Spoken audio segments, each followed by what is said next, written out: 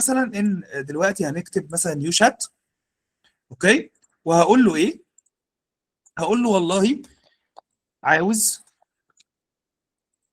سكريبت لفيديو من 4 مشاهد لأم وبنتها بتقنعها تشرب اللبن وهم في المطبخ الصبح. البنوتة عندها 3 سنين والأم في منتصف الثلاثينات، مصريات، والأم محجبة. أوكي، ماشي. عايزة تشربها لبن بالشوكولاتة. create prompt for.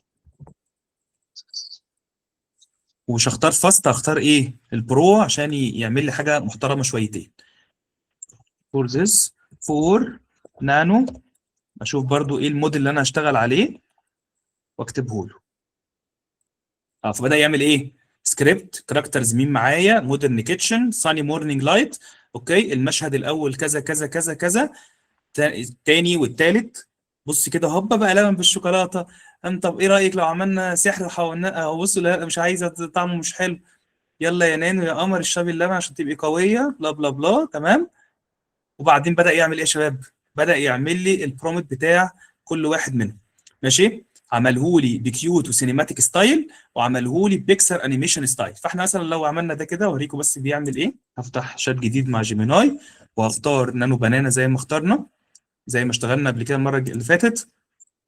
ماشي، اختار نانو بنانا واديله ده واقول له ايه؟ عيش حياتك. هرجع هنا اخد السينز دي، اخد الاول.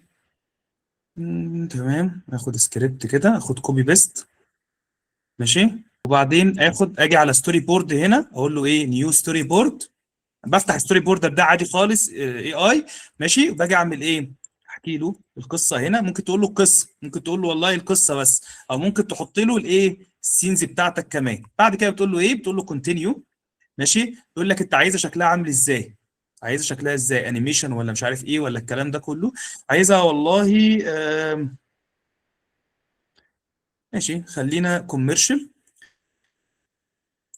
بما ان احنا بنحكي عن برودكت وهكذا. وبعدين بيبدا يعمل ايه؟ بيبدا يعمل الستوري بورد.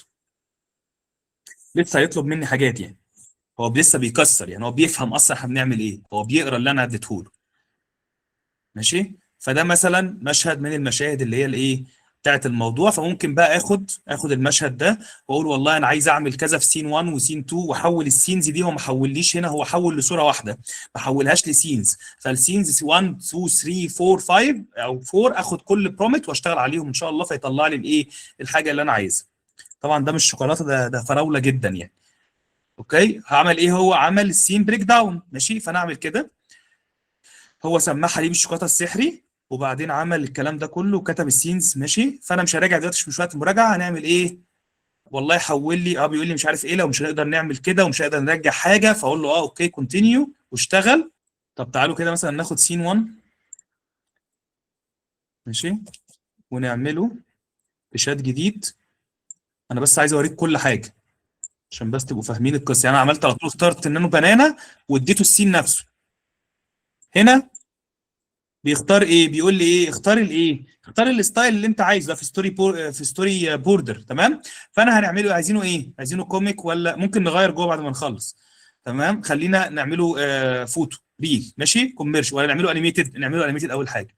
وبعدين اقول له ايه؟ جنريت الايه؟ الستوري بورد بتاعتك.